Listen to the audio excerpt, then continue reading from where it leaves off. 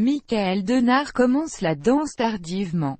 L'année du bac, à Tarbes, avec Madame Yvette Le Roellec. En 1963, il est engagé dans le corps de ballet du Capitole de Toulouse. Et en 1964, pour une saison, dans celui de l'Opéra de Nancy, il monte à Paris, où il suit les cours de Solange Golovine. Sa première apparition parisienne a lieu en 1965, avec les ballets européens de Lorca Massine. En 1966, Pierre Lacotte l'invite au JMF où il danse pour la première fois avec Ghislaine Thémard, qui deviendra sa partenaire privilégiée. Combat de Tancrède et Clorinde au Festival d'Aix. Parallèlement, il entre fin 1966 sur audition au Ballet de l'Opéra de Paris comme surnuméraire. Il va en gravir rapidement les échelons.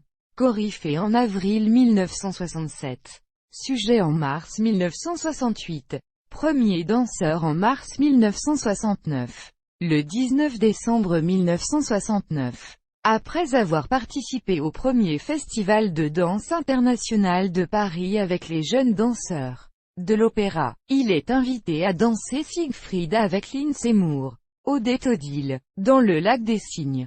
Version Kenneth Macmillan, à Berlin-Ouest, 1970 marque le brillant développement de sa carrière. Il est d'abord le partenaire de la grande Yvette Chauviré dans Le Mariage d'Aurore, lors de la tournée de la troupe de l'opéra en URSS. Puis sa rencontre avec Maurice Béjart va le propulser parmi les grands danseurs de l'époque. Ce dernier crée pour Josiane Consoli, comme la princesse Salomé est belle ce soir. Elle le choisit comme partenaire. En avril, Maurice Béjart l'invite à venir danser Roméo au ballet du XXe siècle à Bruxelles. Laura Provença, Juliette, Paolo Bortoluzzi, Mercutio. Puis il crée pour lui L'Oiseau de Feu, dont la première triomphale est donnée le 31 octobre par la troupe de l'Opéra au Palais des Sports de Paris, dans le cadre d'un programme Béjart-Stravinsky. Il dansera ce rôle dans le monde entier. Le 15 juillet 1971, il apprend sa nomination de danseur étoile à New York, où il est invité par l'American Ballet Theatre pour sa saison d'été. La même année, il reçoit le prix Nijinsky. Début 1972, il danse James auprès de Ghislaine Thémard, la Sylphide, dans le ballet éponyme remonté par Pierre Lacotte pour la télévision française. Ce ballet entre au répertoire du Ballet de l'Opéra de Paris le 9 juin 1972. D'artistes invités, Ghislaine Thémard devient danseuse étoile. Désormais, Michael Denard et elle vont former un couple prestigieux et être programmés ensemble dans la plupart des grands ballets classiques, romantiques et contemporains. Cela n'empêchera pas Michael Denard d'être aussi le partenaire de nombreuses grandes ballerines de l'époque, de Claire Motte à la jeune Sylvie Guilhem, Noëlla Pontois, Natalia Makarova, Cynthia Grégory, Natalia Besmernova, Elisabeth Platel, Françoise Legré, Lindsay Moore et d'autres encore. Pendant toute sa carrière, il va créer ou reprendre des ballets des chorégraphes majeurs de l'époque. Georges Balanchine, Jérôme Robin, Alvin Ailey, John Neumeier, Yuri Grigorovitch, Merce Cunningham, Caroline Carlson, Lucinda Shield, Anthony Tudor, Hans van Manen, Glenn Tetley, Roland Petit, Maurice Béjart, etc. Tout comme il offre des interprétations très novatrices de personnages tels Sigrid du Lac ou le Prince Albrecht de Gisèle. Il marque de son empreinte des rôles phares du répertoire.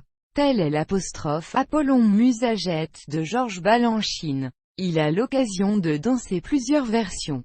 Jusqu'à 4 pour le Lac des Cygnes signé Burmeister, Brown, Macmillan, Nureyev, de tous les grands ballets.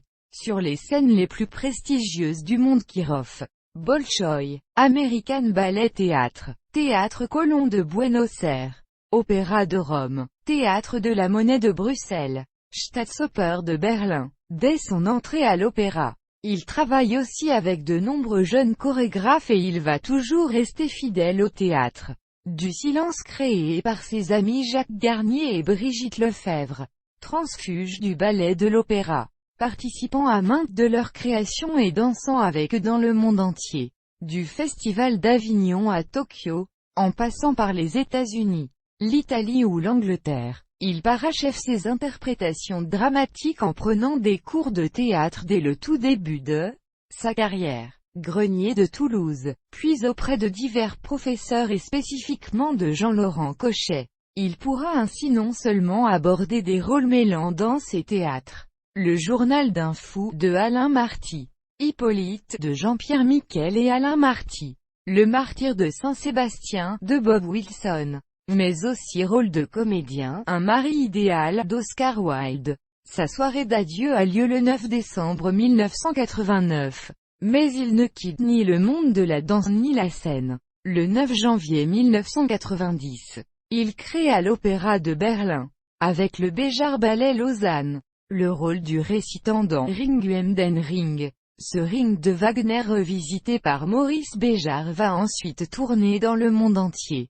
Entre 1993 et 1996, il se lance dans une nouvelle expérience, en qualité de directeur de la danse au Staatsoper de Berlin, dont la direction musicale est assurée par Daniel Barenboim. Il remonte ensuite sur la scène de l'Opéra de Paris dans les rôles dits de caractère comme la Mère Simone de La fille mal gardée ou Le rendez-vous de Roland Petit.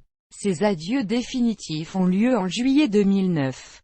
Il incarne alors le père Duval dans La Dame aux camélias de John Neumeier. Il se consacre aussi à l'enseignement, au sein même de l'opéra ou comme professeur invité dans de nombreux stages et institutions étrangers prestigieux. Mariinsky de Saint-Pétersbourg, ref. Nécessaire. Danseur emblématique des années 1970 à 1980. Ref. Nécessaire. De 1993 à 1996. Il est nommé directeur du ballet du Staatsoper de Berlin. Après sa retraite officielle, il continue d'officier entre les murs de l'Opéra de Paris en devenant professeur et maître de ballet pour la compagnie, tout en continuant d'apparaître occasionnellement sur scène dans des rôles de caractère. La mère Simone dans La fille mal gardée, rôle dans lequel il fait ses adieux définitifs en juillet 2009, à l'âge de 65 ans. Ou Duval père dans La Dame aux camélias. Ref. Nécessaire. Il tourne également pour le cinéma et la télévision. Par exemple Les filles du Lido et la Rumba avec Roger Hanin. En 2007, Michael Denard est à l'affiche de la pièce Anna-Élise. Il est chevalier de la Légion d'honneur et officier de l'Ordre des Arts et des Lettres. Anne-Marie Paul fait référence à ce danseur étoile qui a marqué sa génération dans les livres de la série Danse, où il a pour rôle le petit père de danse de Nina Fabry, la ballerine héroïne du livre.